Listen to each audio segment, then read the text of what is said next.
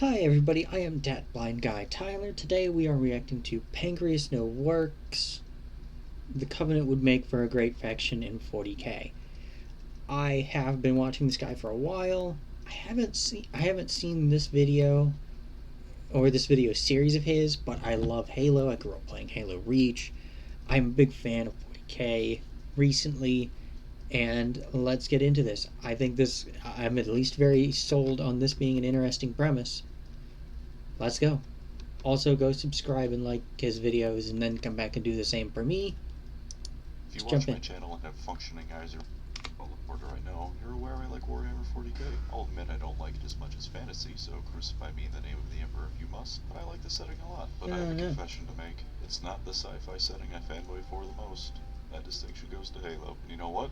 I haven't gushed over it nearly enough yet. So welcome to the closest thing I'm ever gonna do to a lore video. Probably. It's easy to say that now when I haven't yet run out of factions to analyze, but I digress. And I'll be honest, if you're the kind AOS's Age of Sigmar, that's essentially the sequel setting to Warhammer Fantasy. The models range and stuff wasn't doing super well, so Games Workshop kind of blew it up, and then they rebooted it to give it more something. What's funny about that is, had they just waited a couple more years, the actual Total Warhammer games would have come out. The PC strategy games, those would have buffed sales for stuff. And then they went and made it more complicated for themselves. That's funny. of Warhammer fan who gets condemned saying another faction in another universe could stand strong in the setting, you're gonna dislike this video. You're really gonna dislike this video. Also, don't read the Zeely sequence books. So in a mini-series... The Zeely sequence? What is a Zeely sequence? Someone in the comments tell me. Of me showing my favoritism for my favorite sci-fi franchise, I'm going to tell you why the Covenant would make a fantastic faction should they suddenly become a part of the 40k franchise. On the blood of our fathers, on the blood of our sons, we swore to uphold the Covenant, even to our dying breath. And before you say anything, yes, I'm aware this would never happen. This is just my wet dream of two franchises I love colliding. So for those of you who don't know much about Halo and the Covenant, first of all, shame on you. But the Covenant are a coalition of alien races brought together by a shared religion and the belief that an ancient race known as the Forerunners were gods. It is said that the Forerunners ascended onto a greater plane of existence via the Halo rings, leaving their stuff behind for their successors, who naturally were the Covenant, which is not at all what actually happened. This is one of the things I always love about Halo, these crazy ass mega structures. What the hell is this giant, 10 dinner plates stacked on top of each other with the big city domes? What is that? What is that? I'm so curious. For their successors, who naturally were the Covenant. Also, which the Halo is not rings. at all what actually happened, but people believing in a false religion is nothing new to 40k. Remember how the Emperor said he wasn't a god and religion is wrong?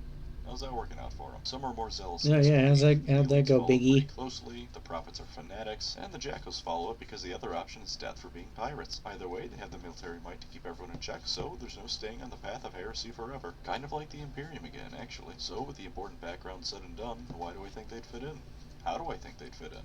Let's do how first, because it's quicker. The Covenant could fulfill the role of generic alien species. This isn't because I think How are they generic? What? Oh wait, I think he was saying something. Inherently generic. Not at all. I fucking love the Covenant. But compare them to everyone in 40k. All the Xenos have a shtick. The Eldars are the various flavors of elf. The Orcs are, well, orcs. The Necrons the best, are undead yes. Space Egyptians in space, who are also Terminators. A lot going on there. Yeah. The Tyranids are a hive mind with a species-wide vor fetish. And Discount xenomorphs, honestly. even the Tau, who are supposedly non-magical and somewhat normal aliens, have a remarkable tendency towards scientific progress and general dynamism in responding to threats. And we have robots. Based reference to Gurren Lagann. I'm gonna like the video just because of that. I am very biased. Gurren Lagann is one of my favorite series. I won't make you go like his video just because he made a reference to it, but also do it anyway. But the Covenant, you will be convinced. No space magic you can't fight the power. Intense focus on technology, although their tech is nothing to look down at that. We'll get to that. They would do a great job at contrasting how batshit insane everyone around them is by being relatively normal for a sci-fi setting. They're a collection of alien races that relentlessly attack humanity. That's their shtick as a whole, even if the individual races have more to them. In 40k, that's the default for almost every Xenos faction. I mean, Yeah. Basically, everybody wants to murder the hell out of humans, and humans want to murder the hell out of everyone. Everybody in 40K is mega racist. So, the Covenant being anti-human wouldn't even be like hardly even anything. They wouldn't even notice. Hell, you'd almost want to join them over anyone else. Yeah, they hate human life, but who doesn't in 40K? Sure, they have a somewhat oppressive religion, but compare that to the Imperium, who have an incredibly oppressive religion. Sure, they don't have space magic, but in 40K, is that really a bad thing? Not having to worry about getting your asshole shredded by demons for the crime of thinking too hard? So that's... Yeah, if you use magic in 40K, and then you fuck up your spell, you tend to just kind of explode. And that's the good outcome. If you get the bad outcome, you get turned inside out and turned into a living portal that demons climb through in order to go murder your friends and family. You aren't dead when you turn into the portal and you become inside out. You literally become a giant door, and then demons will walk through you, and then they'll murder all your friends, and you'll be alive through the entire process. Not a great time. 40K is not a great place. Not having magic in Warhammer 40K is a good thing. How the Covenant could fit in. They could be the perfect highlight just how batshit insane 40K is by their comparative normalcy. Also, the names used for their shit is absolutely the stuff you'd expect to see in 40K. Their calendar has a time period called the 23rd Age of Doubt. The ships are all named things like the Shadow of Intent or the Long Night of Solace. Perfect for the setting.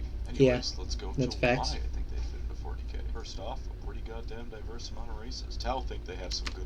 They already have more people in this shot than the Tau do. The Tau only have two secondary species, the Kroot and the Vespids. Kroot are like bird people, and the Vespids are bugs. They're bug people. In this shot alone, we have the elites, the hunters, the jackals, the grunts. Four. We are already double, and I'm pretty sure this isn't even half.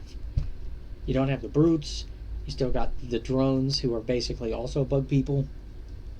You got the engineers. They are like octopus creatures. You got the prophets. You got a ton of people. Don't have shit on the cup. The elites, brutes, drones, grunts, hunters, prophets, jackals, and all the other flavors of jackal. Engineers to fix your shit right up. Got a highly varied set of units to play if you were to put these guys on the tabletop. Grunts are the perfect line holders. Move over, Imperial Guard. It's lore accurate to say they breed like rabbits too. In fact, they're basically a middle ground between my lighting is gone. You can't see my face. And they're armed with some pretty powerful weapons for what they are. Whoever you are, you're gonna feel a fuel rod cannon to the face.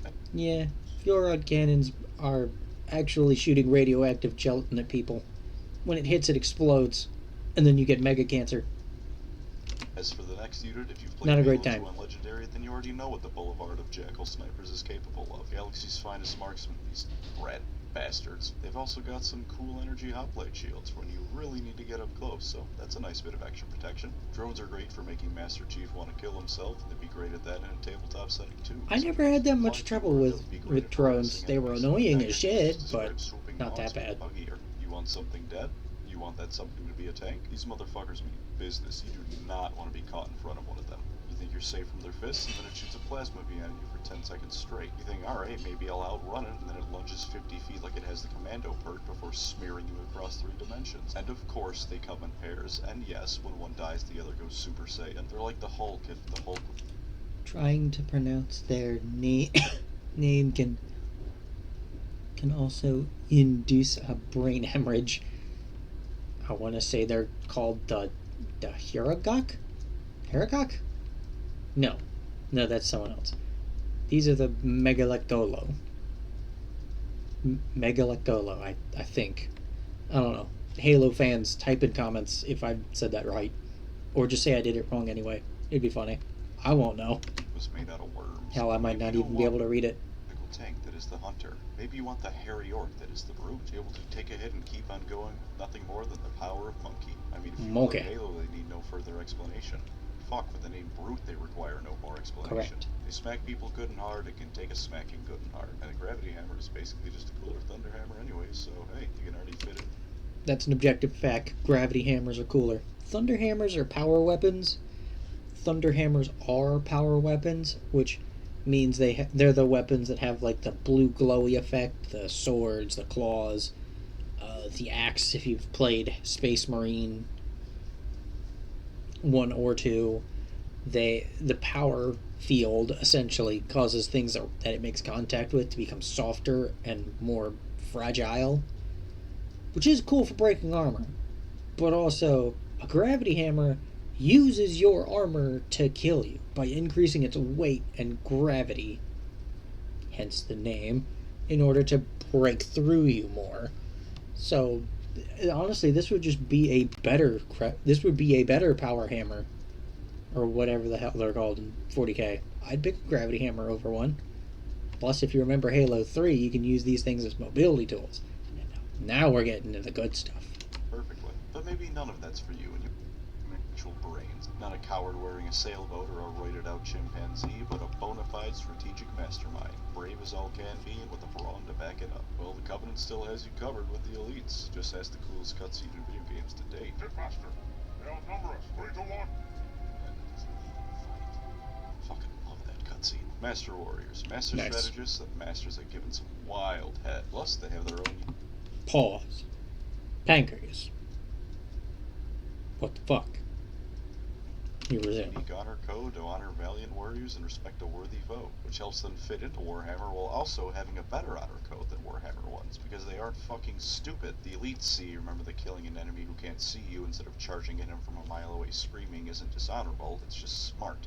Mentioning no coordinate. You've got the prophets and their Fair. fancy floating chairs too, can't forget them. Maybe not great in a fight, but they could certainly provide some morale and other kind of bonuses to their In 40k tabletop, there's lots of characters like that, actually, where they don't actually do much actual, like, shooting. They have lots of priests and preachers and commander guys who all sit in the back line and they give out, like, rerolls and extra attacks. Good stuff. I don't know what a prophet would do, but they could probably do something like that. troops on the battlefield. And finally, for the places that matter, we have the engineers. You know how Eldar bone singers just play some tunes and that Wraith Knight is magically healed? That's engineers, but they don't use prissy elf magic. They use their tentacle hentai arms. And they do it in seconds. Literally the perfect support unit, because if they get under attack, they can just float away. Like, alright bro, I'ma head out. Sure, they themselves can't attack, but when the Hold on. I need to move myself out of the way because you can't see what they look like. There you go. Look, he's a big noodly boy. He's even helpful. He's gonna light that guy's cigar. Maybe I should make my window a little smaller. You know, we'll figure that out later. Scarab you brought down to 1 wound has full sudden, that's not gonna matter much, is it? I think it's just infantry they can square up with? Nope, they got vehicles. You want light vehicles? They're almost all skimmers, zoom across the battlefield like an Eldar. You want heavier stuff? A Locust isn't that far off from a Knight, especially in terms of size. You might think that the Covenant has no answer when the Titans start shooting, and that's where you're stupid and wrong, and I hate you. Look at the Scarab. And so you know I'm not making it up, here's this. Okay. How big is Scarab? Length. I mean, these are like 4-legged things, so the length matters a bit more. Length is 48 meters. How high? How tall is it? 38 meters. Okay, so it's about as wide as it is tall. How big is the 17 meters? And that's the Scout Titan? Shit, it's almost big enough to be a fucking warlord then. Never mind. Goddamn Scarabs walk up and start in a fist fight with them. Size comparison between the Warlord, Warhound. Yeah, fuck you, Imperial bitches. And they can make more Scarabs anytime they want, since it's not made by technology impossible to recreate. It's made by worms. As for their spaceships, What? let's run a comparison. Scarabs are made by worms? Oh no, wait, that's right. The Scarabs are essentially piloted and controlled by giant worms. It's crazy shit. We'll continue. Battleship is roughly 12 kilometers long. The CSO supercarrier is 29 kilometers long. Ruby, one of its smaller? Well, the CAS carrier is only 5 kilometers long, but it carries up to 40,000 troops. Not crew. troops. It's also armed to the fucking teeth and has energy shields. Some Okay. Covenant spacecraft are still fearsome and are, of course, armed with ubiquitous energy shields and plasma weapons. I could go on about the various weapons and shit they have, and believe me, there's a lot to go over, but you get the idea. I wanted to give everyone an idea for all the stuff they could have access to if they were given a position in Warhammer Tabletop somehow. Or indeed if that Halo Tabletop game wasn't shelled, but that's its own problem. There's one thing I wanted to try That sounds before I cool. get on with the rest of the video. Their technology as a whole and what it's capable of doing. A lot of Warhammer fans have this opinion. Warhammer wins against other universes because it's Warhammer. I hate that opinion. When someone says it wins because it's 40k, I want to crush them for heresy. Their heresy against the Great Journey, that is.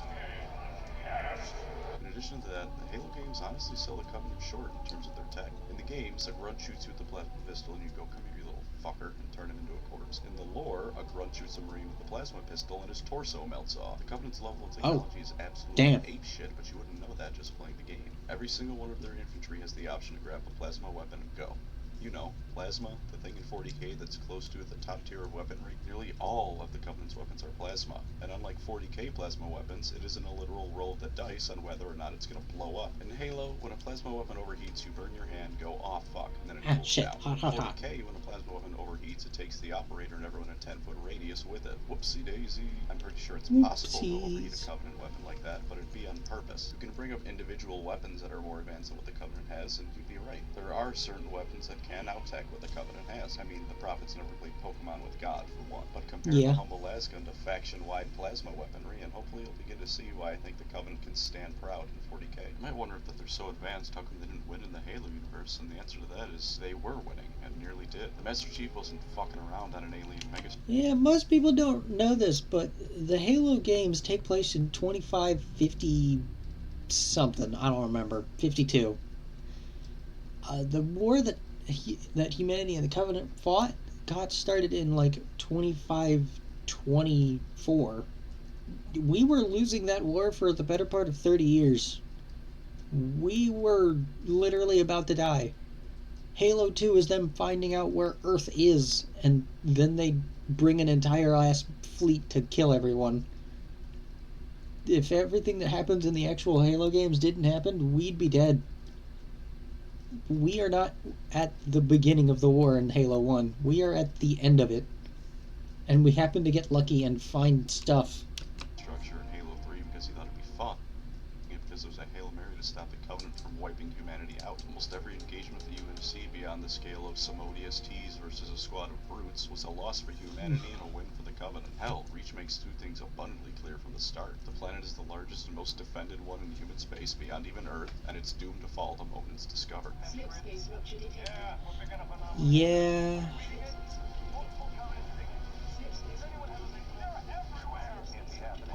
40% of all of the UNSC's Navy was deployed to Reach, and they still lost. It's not like 40k where the writers tell us the Imperium is fighting a losing war, and then every battle we see they effortlessly stomp. The UNSC actually was about to lose, and humanity was going to perish. It's almost like we never see what Covenant weapons can truly do, because they're up against a version of humanity that can't hope to stop them. Sure, the Covenant probably won't be able to stand to Dark Age of technology stuff or the pre-fall Eldar, but you can't count that because it doesn't exist in any meaningful way anymore. They don't have the ability to make that. We've only ever seen one, or maybe more than that, but I can only think of one Dark Age tech that we've ever actually seen, and it was pretty crazy, because it essentially shot a black hole at a person, and they used the gravity of the black hole to move you backward 1 millisecond back in time, and then because your atoms exist in two places at once, they slam back into the same spot, and then they explode. You get nuked by your own atoms being forcibly thrown back in time. Yeah, that's what Dark Age tech can do. And literally no one on the ship that happened on, like the actual ship that fired that gun, knows how the fuck it did it. And they have no idea how to re-trigger it. Yeah, Dark Age tech is kind of bullshit. It's crazy, but nobody knows how it works at all. And that's kind of the fun part. But also, yeah, it's kind of bullshit to say that, well, Dark Age tech can do crazy shit. Yeah, but nobody in the setting knows how it works or knows how to make it work. Hell, most of the time they don't even know what it looks like. They just sometimes stumble onto it and then it does a crazy thing. And then they just have to ask, okay, did I push a button? Was that automatic? What made that thing do a thing? Because I want to know how to do it. And because the Mechanicus is what the Mechanicus is, they don't know how to do that. So, yeah. That shit any longer. Plus, there's intentional information about the period to say for sure exactly what humanity had beyond really advanced tech guys for real. So saying that 40k wins because everyone used to have really cool things in the setting isn't an argument. It's a cop-out in the same vein as someone using an everything-proof shield during recess. On the topic of things that aren't me complaining, let's talk about slip space. It'll be quick so I don't bore you to death with the specifics of pretend space travel. Covenant slip space isn't as fast as warp travel can be. That being said, it's infinitely more reliable. The warp can take you across the galaxy in minutes, or you can arrive at your destination 1,000 years too late, or 1,000 too early, or you arrive and everyone in the vessel has aged to death, or been replaced by demons because you aren't just traveling through another dimension, you're traveling through hell. To be fair, Imperial warp travel is reliable. It's not as memey as the fan base often makes it out to be, but that doesn't change the fact that things regularly go wrong and shit arrives late all the time. I could repeat this wiki article word for word, but I'll just let you read it. Short of it is that when you have all of these flaws in your FTL travel, something is going wrong. By contrast, while Covenant slip space isn't as fast as warp travel at its fastest, it's still pretty goddamn speedy. The speed they have is roughly 912 light years per day in slip space. That's pretty much instant between systems that are next to each other. So the Covenant could show up over an Agri world one day, glass it, then invade the Forge world the next sector over. Also, when something goes wrong in slip space, a single person disappears or you feel sick for a few days. When something goes wrong in the warp, the Dark Gods eat the soul of everyone involved. And because of how reliably made it is, these slip space problems almost never happen on the Covenant. That was a good mission in Halo Reach. Also, yeah, warp travel is kind of bonkers.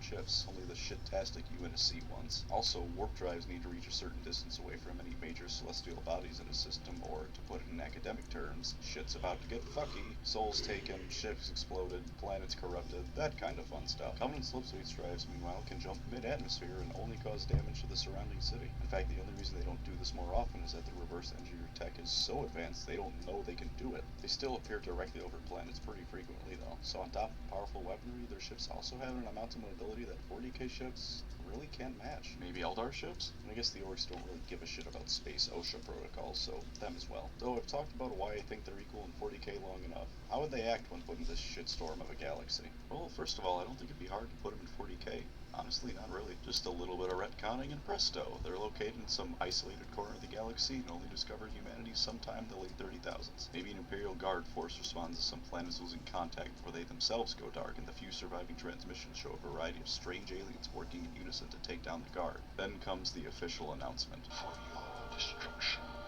is the will of the gods. And I am their instrument. After that, human world after human world starts going dark.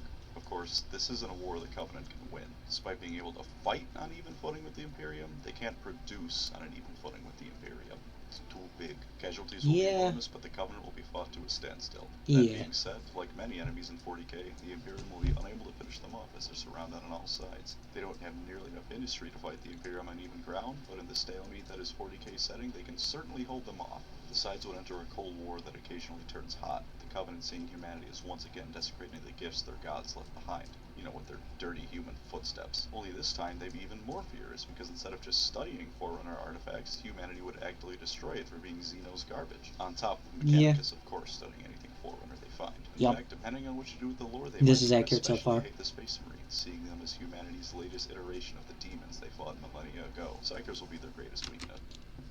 Demons is what the Covenant called the Spartans. Is what they called Master Chief a demon, and they meant actual ass demon from hell. Yeah.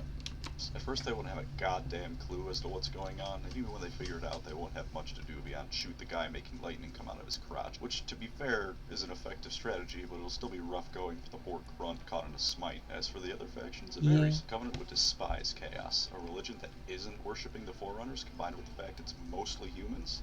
Glass and 8 chaos fleets on site, please and thank you. Plus these humans are worshipping literal demons, so it's not like they need the encouragement. While some Covenant members might join chaos for a variety of reasons, like grunts defecting to Nurgle for a better life, or brutes to Khorne because big stupid smash god make monkey brain happy, most would likely stay on the path of the great journey in combat chaos. Siege and Nurgle in particular would be on an avoid at all cost list between plagues and magic. The Tau would be Ignored, probably. First contact, if they did reach each other, would probably go something like, you join the Covenant. No, you join the greater good. And there'd be a fight, and the Covenant would decide the blueberries aren't worth the effort. Though if they did decide it's worth the effort, 1,000 warships and an attack moon showing up over the Tau capital would probably change their mind on incorporating the Covenant pretty quickly. Yeah. Before they're glassed off the face of the galaxy. In fact, speaking of the Tau, the Covenant would probably be the nicest race in 40k in this scenario, which is so fucking weird to think about, but it's true.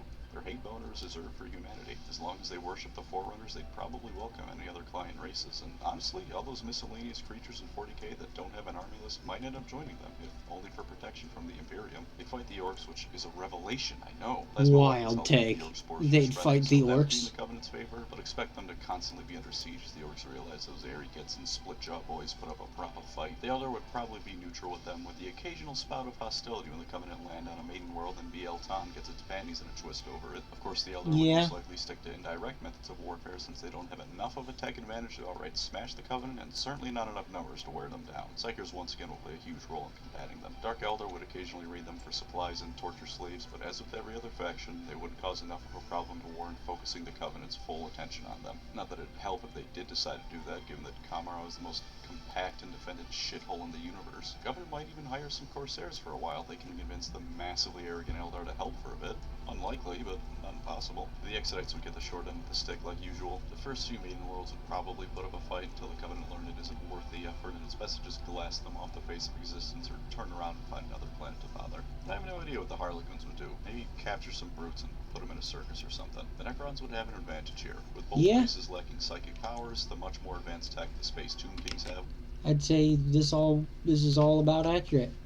Yeah. Will grant them victory often. That being said, any recently awakened or unawakened tomb worlds that are discovered would be glassed before they could get ready, and plasma weapons are still plenty capable of hurting the Necrons before anyone forgets that fact. I know I sound like a broken record with the plasma weapons, but it's important to emphasize, and I like saying the word plasma, so I'm going to keep doing it anyways. The Tyranids would probably be on their hit list too, because it's very likely they'd see how similar they are to the Flood and freak the absolute fuck out. They'd be more than willing to scour any Tyranid-infested worlds clear. One single flood spore can destroy a species. Were it not for the Arbiter's console, I would have glassed your entire planet. But unlike any other faction in 40k, because they use slip space, they don't need to fear the shadow of the warp. Expect them to be pretty effective at dealing with Tyranids because of this advantage. Of course, the Tyranids are still going to vor plenty of Covenant worlds. Expect to hear curses against the parasite often. To end the video, I'm going to say something that's going to make a lot of people shit a brick. I think Space Marines, depending on the chapter, would get shit stomped by the Covenant. Now, before you mail me a pipe bomb covered in cum, hear me out. I've talked about plasma weapons enough here, I won't repeat myself. But the thing is, a lot of Space Marine chapters don't fight in a way that would help them against the Covenant. They're obsessed with honor and closing the gap to fight in melee. Meanwhile, I think the Covenant has powerful enough weapons to take them down before they do so. The elites, like I said, are also obsessed with honor, but that honor isn't brain dead. They'll use stealth technology and any possible advantage to get the drop on the Space Marines. You might say a sudden rapid assault like drop pods is the answer, but keep two things in mind. A, the Covenant is able to shoot these drop pods down. They've done it before in the Halo games. And B, the Covenant use them too, often. They also have experience fighting the UNSC, who uses them as well, so they know how to fight back against them. So the Space Wolves or Blood Angels will deep strike in and hope to get the drop on the Covenant, only for them to get mowed down by two grunts on a plasma turret and a group of elites that drop behind them armed with energy swords and fuel rod guns. Of course, this isn't across the board. I'm just trying to point out that I don't think it'd be as simple as Space Marines beat Covenant. Yeah, the Covenant they'd definitely have a lot more experience, and they would not be half as surprised as everybody else usually is when Space Marines show up. They'd be very much expecting it, and they are well educated in fighting them off. And since most Space Marine chapters like getting into melee more than mid-range combat, basically all of the Covenant having plasma cannons and plasma weapons is gonna rip them in half.